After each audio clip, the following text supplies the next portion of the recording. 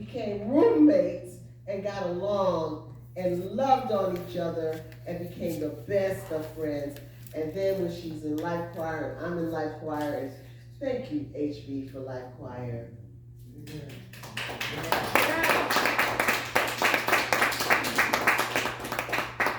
It is very hard because we lost Cheryl McCullen.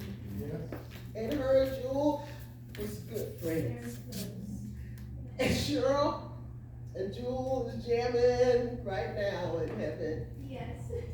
And then Ruth Davis. Yes.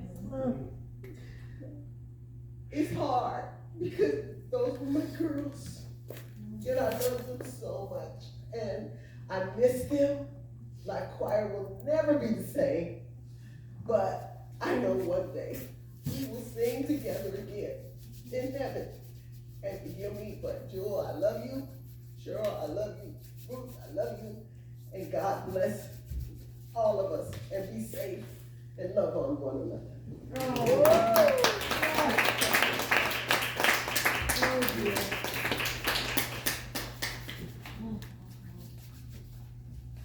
Anybody else? I want to say something. One.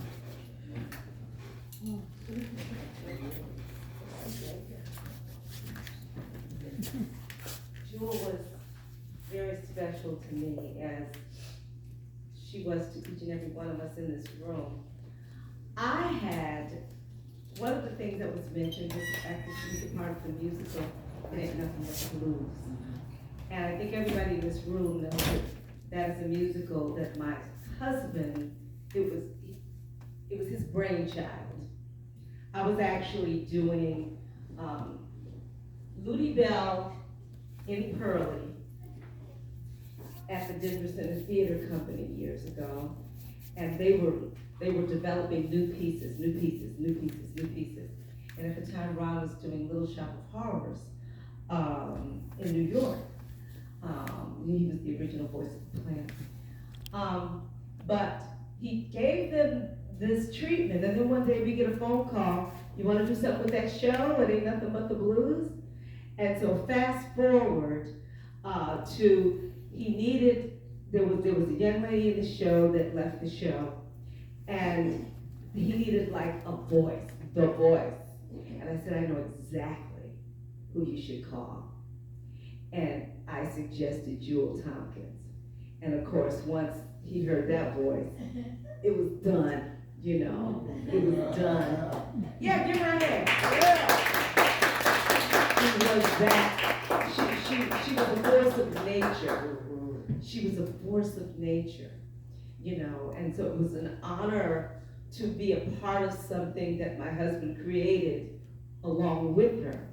Because when the production was done here at the Geffen Playhouse, I actually was a part of that production as well as the vocal director on that, and covered the ladies and got to perform on stage with Jewel. And I think Jewel actually did Ron's last production. We did a New Year's Eve performance of It Ain't Nothing But the Blues downtown at LATC, and Jewel was a part of that. He literally died 16 days later, January 16th. But Jewel was very, very, very important to us, and what Tony said about Jewel and the food she could cook. That macaroni and cheese was a whole nother world. It was a whole nother thing. And she wouldn't tell, I was like, Jewel, give me that recipe. She's like, no. Can't talk about the recipe, no. But apparently it was very expensive because she used all these different kinds of cheeses. You know, it was very involved, you know. But she was amazing. And so I'm glad to have the opportunity to say something about that sister, because she was real special. In fact, right now, Charles Douglas has a piano sitting in his home. And some of us that have been in his home have seen that piano. At one point, when Jewel was working at a job that she actually called me to, she used to do we actors, sometimes we gotta find another job, because we're not doing our acting job or our singing job. So she was doing a market research job at the time. And I was looking for work, and she called me, and I started working at that place down in Wilshire. and she saw a piano on the street. Someone had put a piano on the street corner. And she said, you know who needs a piano because it's really nice and it sounds good. And, you know, and of course it ended up at Charles Douglas's home and he's got that piano to this day. She actually lived at his home too sometimes, you know, in her rounds in LA, stay at various places. I love that, rounds. Rounds, yes, we love her. But anyway, those are the lovely words I want to say about my wonderful sister. All right. Who would like to do that? Okay.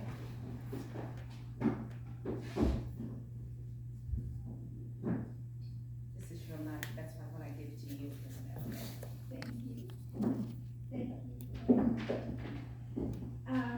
I'm gonna be short and sweet about you, but very, very poignant about, what Jewel meant to me. She was a dear, dear friend, and I don't have too many friends who, like myself, even when you're not with the person, you're thinking about what the person needs. And if you see something, you tell them. And that's the type of person Jewel was for me. She would call me about this and that and tell me, you know, Wanda, there's an audition happening here, you need to go because you can sing and you dance and this and that and all of that. And one of the reasons why I say that about her, one of the monumental items that I have for my Dorothy show that I've been doing for 4 years, and I did a film about it and everything, and I'm still working on projects to advance that, is the green dress that I wear in that show. Jewel was at one of our favorite stores, you know, the Goodwill and thrift stores where I love to shop. And she called me, she said, Wanda, there's this dress, you gotta get this dress. I'm gonna put it on hold for you, but we have to go and get it soon, and it's only blah, blah, blah, blah dollars. That was the type of friend I had in Drew, and she, vice versa with me. She was looking for an apartment, she was gonna come back to LA, and I was searching and searching for an apartment, but I couldn't have stairs because of her father. She was gonna bring him back and come back to her arts and everything, and so it's very sad for me that she's gone. And I remember because I called her, because we would call each other. I would call her at 1 in the morning, and we'd be on the phone until like 6 in the morning, just going from topic to topic and inspiring each other, you know. And then all of a sudden, one time I called her, and she didn't answer, so I called Lincoln, who's another good friend. He's here, another good friend of hers. He's the person who's the engineer of the songs that you're gonna hear. Another song that Jewel wrote that she did, but he also did Amazing Grace that you heard in the beginning. He's a wonderful engineer. And I called, I said, you know what? Jewel always calls me back. I don't know why she hasn't called me back. And I called HB and I called other people in the choir, and they said, no, she hasn't called me back. Then when I was in the middle of shooting a music video, I got a call from her brother. And he told me that she had gone, and they were on their way to the undertaker. He said, we're going there now, and I need you to call people and let them know. So, Jewel girl, you are a missing part of my life. I don't think I have any friends like you who think about me when they're not with me, of things that I need or things, advice. Maybe I will develop some, but I don't. The only person I know like that is like my mom and my other moms that I have in California who think like that. But you were a unique person, and loving and valuable, and the world has lost a treasure when you closed your eyes for the last time. So I will always miss you, sweetheart.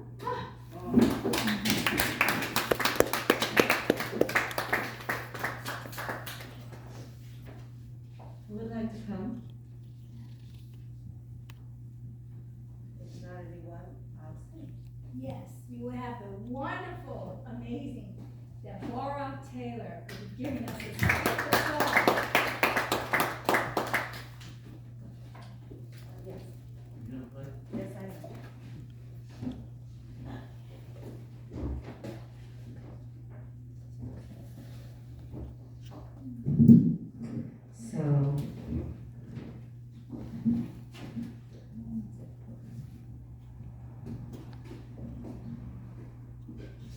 when I graduated, I guess when I was still going, Roberts University, someone gave me a poem. And these were